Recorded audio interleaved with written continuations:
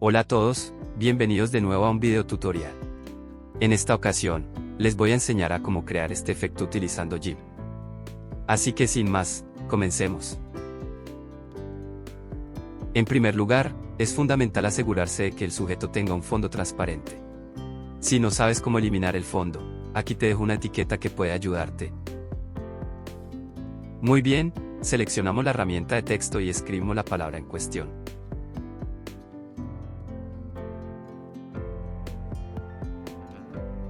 Hacemos clic derecho en la capa del texto y seleccionamos la opción Alfa la selección.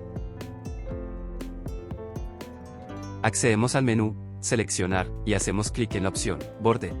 Ahora definimos el borde que tendrá el texto, es decir, su contorno. En mi caso lo dejo en un píxel.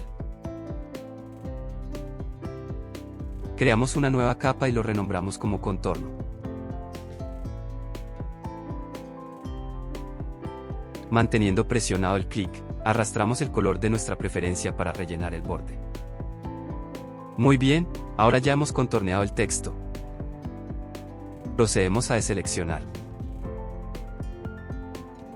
A continuación, desplazamos la capa hacia abajo.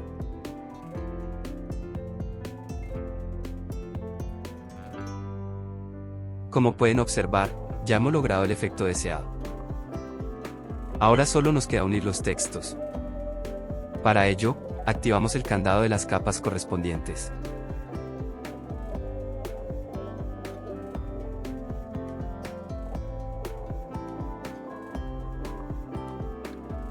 Y hasta aquí el video tutorial. Si te gustó, por favor dale me gusta y suscríbete al canal. De esa manera, estarás apoyándome para seguir creando tutoriales de GIMP en español. Muchas gracias.